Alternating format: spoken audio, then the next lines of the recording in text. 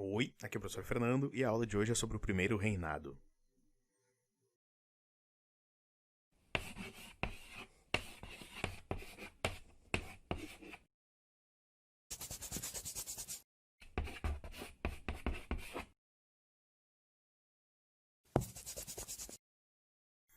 O primeiro reinado aqui no Brasil é o período no qual a gente vai ter o Dom Pedro I no poder. Esse período ele vai começar ali em 1822, quando tem a independência do Brasil, e vai continuar, no caso, até a abdicação do Pedro, e lá em 1831. Bom, feita a independência, agora tinha que arrumar a casa. Então a principal tarefa assim do Dom Pedro I, que ele vai se ocupar principalmente no primeiro ano dele, é acabar com qualquer revolta, qualquer coisa que possa ter ainda prejudicando a independência do Brasil. A gente vai ter ali focos lá no Maranhão, Pará, Piauí. Por que vai ter esses focos? Esses focos vão acontecer porque ainda tem portugueses morando no Brasil. Esses portugueses, de certa forma, vamos dizer que seriam os funcionários públicos do rei de Portugal. Então eles não curtiram a ideia da independência e estavam preocupados com a situação deles. Então, primeiro ano vai ser praticamente para resolver isso aí. Agora, no segundo ano é que ele tem que começar a arrumar a casa e mudar a face do Brasil, porque agora o Brasil é um país independente. Então, para organizar a casa, a gente tinha a necessidade de ter uma constituição nova. Então, lá em 1823, vai ser feita uma Assembleia Legislativa, para onde tu vai criar uma Constituição, uma Assembleia Constituinte, e nessa Assembleia, o Pedro ele ficou insatisfeito com os rumos que ela estava tomando, porque ele sentiu ali que as elites brasileiras estavam puxando o tapete dele. Claro, quando temos as elites brasileiras podendo fazer política, podendo fazer leis, eles procuraram fazer leis assim que favorecessem eles, que resguardassem os seus direitos, por assim dizer. E aí a gente vai ver que tem uma briga assim nesse período entre dois partidos políticos, o Partido Português e o Partido Brasileiro. Quando a gente pensa assim no Partido Brasileiro, a gente está pensando naqueles caras que queriam limitar o Dom Pedro. Eles queriam um governo parlamentarista, que o Pedro fosse, no caso, não fosse mais forte que o parlamento. Isso é uma tendência que já está acontecendo lá fora do Brasil há muito tempo, que é quando começa a perder força o absolutismo e ninguém mais quer rei absolutista por todas aquelas baboseiras que vocês já viram antes lá, E aí tinha o Partido Português, e esse partido português era justamente o partido que achava que o Pedro tinha que ter um poder absolutista. Então, no meio dessa bagunça toda, o Pedro mandou fechar a Assembleia e aí ele vai apresentar em 1824 uma Constituição. Então a gente gosta de dizer que a Constituição de 1824 ela é uma Constituição outorgada, que Dom Pedro ele outorga, ele impõe essa Constituição. Essa Constituição ela vai ter alguns pontos novos ali. Por exemplo, ela transforma o Brasil em um país, ela cita que o Brasil ele é um país católico, como se não pudesse ter nenhuma outra lei, outra religião, perdão, E a gente vai ver ali que o principal ponto, assim, que é o que vai dar o maior problema dessa Constituição, é a divisão dos poderes. Como assim a divisão dos poderes? Como é que é a divisão tradicional dos poderes? A gente vai ter três esferas políticas, o executivo, o legislativo e o judiciário. Isso é uma coisa que vem desde a época do Montesquieu. Hoje a gente ainda utiliza isso aí, que é não deixar todo o poder nas mãos de uma pessoa. Que poderes são esses? Seria o poder de criar as leis, de julgar as leis e colocar as leis em prática. Vamos tentar fazer uma... agora é ano de eleição, fica mais fácil explicar. Então vamos imaginar lá. A gente tem ali o... Vamos pensar na eleição presidencial, que eu acho mais fácil ainda. A gente tem ali o presidente, o governador, no caso, até na esfera municipal, o prefeito. Esses aí são os caras que representam o poder executivo. Eles colocam as leis em prática. A gente vai ter ali o poder legislativo, que é quem cria as leis. Então, seria o equivalente ao vereador, ao deputado federal, senador, esses carinhas aí. Perfeito? E aí a gente vai ter o judiciário, que é quem julga as leis. Então seriam os juízes, indo para instâncias mais altas, a gente vai ter o STF e por aí vai. Se eu perguntar pra vocês, dos três, qual é o poder mais poderoso? Tempo.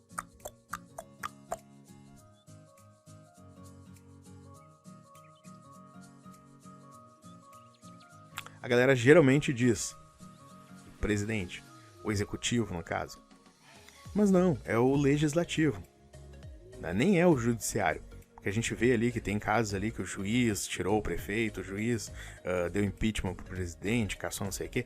Não, é o legislativo. Por quê? Porque o presidente, ele só coloca em prática aquilo que está na lei, ele não pode criar uma lei. Na real, ele até pode, né? Mas fazer isso significa que ele passou por cima de todos os outros poderes, que é quando ele cria um decreto-lei. Mas o juiz, ele só pode julgar com base do que tá na lei. Então vamos pegar um exemplo bem tosco. Vocês estão jogando um joguinho lá com o amiguinho de vocês, o joguinho é muito legal, tem umas cartas vermelhas, verde, tem uns números que vão de 1 a 9. E aí vocês querem jogar o jogo e o amiguinho diz, ó, pode sentar e à medida que vai jogando aí eu vou te ensinando. Aí tá jogando numa boa lá, daqui a pouco acaba tuas cartas na mesa, daquela cor, aí tu coloca de uma outra cor que tá com o mesmo número, aí tu não entende nada, e tu vai reclamar com ele e diz, não, porque aqui ó, tem 7 vermelho, tem 7 amarelo, então virou agora amarelo porque eu coloquei 7 na mesa. Tá, continuamos jogando. Aí tá jogando lá, daqui a pouco numa boa, falta uma carta pra tu bater, o cara vem e grita Uno, e aí tu não gritou, e aí tu ganha 2 cartas. Aí tu vai discutir com ele, tá bem. Aí tá, beleza, daqui a pouco tu tá lá jogando, tá com uma carta na mão, tu grita Uno, aí vem o cara lá e te bota lá um +4, e aí vem 4 cartas pra ti, tu... Porra, cara, pode isso? Pode. Tá, então tá. Aí então, uma hora lá tu tá cheio de cartas na mão, aí tu olha aquela carta de +4 e tu pensa, agora tu vai te ferrar, desgraçado. Aí quando o cara tá com uma carta na mão, tu pega e bota aquela de +4 na mesa. Aí o cara olha pra ti, não, porque tá vermelho na mesa, tá botando carta de +4, tem mais um monte de mão vermelha na tua mão, então tu toma +6. Hã? Sim, pior que a regra é assim. Você só pode colocar a carta do +4 na mesa quando não tem nenhuma outra carta possível de colocar na tua mão. Se o cara que tá do outro lado da mesa quiser te desafiar, o cara que tá próximo de jogar na mesa quiser te desafiar, quem tá do outro lado da mesa vem, levanta, olha tuas cartas, se ele vê que tu tá trapaceando, né, que teria a possibilidade de jogar outra carta, aí tu ganha +6, em vez de passar +4 pro cara do lado. O que eu tô querendo dizer com isso? Eu tô querendo dizer com isso aí que o poder de criar as leis é o mais forte de todos. Então, o cara que tá inventando as regras à medida que tá jogando, poxa, ele detém o controle do jogo. Não adianta tu querer julgar com base naquilo que ele mudou, e não adianta tu querer colocar em prática com base naquilo que tá o tempo inteiro mudando. Então, agora que a gente deu essa baita explicação sobre o Uno, era o Uno. Como é que funciona? A gente tem ali os 3 poderes, certo? E agora a gente vai ter na primeira Constituição um 4º poder, que é o poder moderador. Isso é bem coisa de português. O que seria o poder moderador? O poder moderador é um poder dado ao Dom Pedro que ele iria moderar os outros poderes. Então vamos imaginar que votaram uma decisão lá contrário ao que o Dom Pedro esperava. Ele podia chegar e dizer, rever esse teu julgamento. Vamos dizer que queriam criar uma lei que Dom Pedro não queria que fosse aprovada. Aí ele poderia dizer, não quero essa lei. Então, o poder moderador é um poder de cortar as asinhas dos outros poderes, só que é um poder muito forte, cara. Com esse poder moderador, todo mundo acabava ficando subordinado a ele. E é óbvio que esse poder moderador arranjou muita encrenca pro Dom Pedro. Por que ele arranjou muita encrenca pro Dom Pedro? Lembrem-se como é que é o processo de independência do Brasil. Quem é o cara que faz, bem dizer, a independência é o Bonifácio. Então o Pedro ele não era uma figura política habilidosa, ele não era uma figura política querida pelas elites brasileiras. E quando ele vem com essa viagem do poder moderador, é a gota d'água, né? A galera queria o fígado do Dom Pedro. Estão sentindo a merda que vai dar? Claro, vai respingar nele uma hora, né? Então Dom Pedro ele vai começar a enfrentar uma... Minha mulher vendo o filme. Dom Pedro ele vai começar a enfrentar um problema enorme a partir de agora, né, que vai acabar resultando na abdicação dele. Então aqui dentro do Brasil, a gente vai começar a ter uma série de revoltas, né, que vão começar a demonstrar uma falta de apoio de Dom Pedro desde o jornal, até problemas políticos que vai acontecer por ele. A gente vai ter, começando lá em Pernambuco, que a gente chama de Revolução Pernambucana, que vai se alastrar ali para os estados do lado, né, todos ali na linha do Equador mais ou menos, né, então alguns autores gostam de chamar de Confederação do Equador. Esse grupo que estava reivindicando, eles reivindicavam uma mudança no plano político do Brasil. Um Brasil com adoção de ideias liberais, né? E aí o grupo vai adquirir um caráter separatista mesmo. Eles vão pegar e chegar a criar leis, eles vão ter um projeto todo pronto para poder se separar do Brasil. Obviamente, né, esse movimento foi sufocado, afinal esses estados aí ainda fazem parte da República Federativa do Brasil, mas isso demonstra, né, como o Dom Pedro estava perdendo apoio dessas elites nestes locais. A gente vai ter também na política externa ali uma briga na região da Cisplatina, né, onde a Argentina resolve apoiar e mandar tropas ali, justamente para que a região não fique em posse do Brasil. Então o Brasil ele vai enfrentar, né, tanto essa revolta lá em cima, quanto uma guerra lá no sul, para manter a região no controle dele. Isso aí faz com que a imagem política do Pedro acabe se desgastando muito, e ele precisa trabalhar muito para resolver isso, só que ele não tem apoio político. Paralelamente a isso tudo, vai acontecer o quê?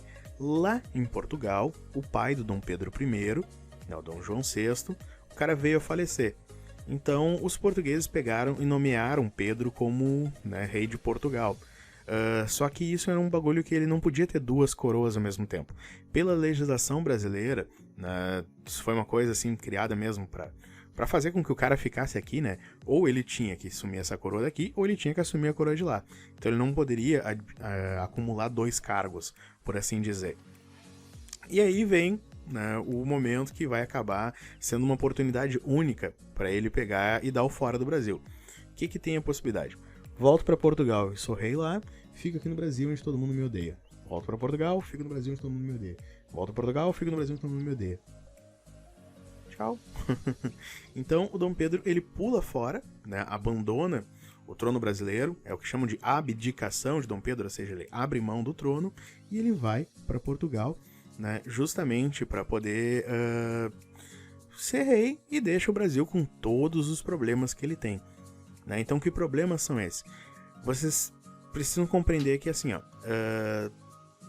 tá tendo essa briga, né, justamente porque as elites não querem mais ser representadas, querem ser representadas, não querem mais ser representadas somente pelo poder central, ou seja, né, tem várias elites brasileiras que não se sentiram incluídas no processo da independência. Né? A economia também está arrasada desde a guerra ali da Cisplatina. A gente vai ver que o governo brasileiro emite muito papel moeda para tentar resolver os problemas de falta de dinheiro. Isso é uma coisa louca da economia lá. Quanto mais dinheiro tiver em circulação, menos valor o dinheiro tem. É a mesma lógica, vamos pensar do ouro. O ouro só é valoroso porque nem todo mundo tem ouro. Se todo mundo começar a ter ouro por aí, o preço do ouro cai. Então, como tem muita nota, muito dinheiro em circulação, o preço do dinheiro cai. Isso gera inflação. O preço das coisas sobem. Certo? A gente vai ter, né, um Brasil onde tu tem que ter uma renda para poder participar. Né? Era 200 para ser eleitor, 400 para ser deputado, se não me engano, e 800 mil réis para ser senador. Então a gente tem uma população brasileira que não está participando do processo político.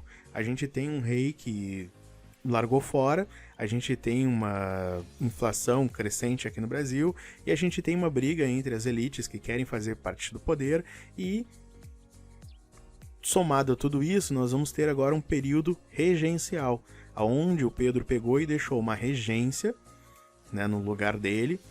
Não é bem ele deixou, é que a ideia seria que o filho dele assumisse. Só que o filho dele é uma criança, não lembro, tinha 6 anos de idade na época.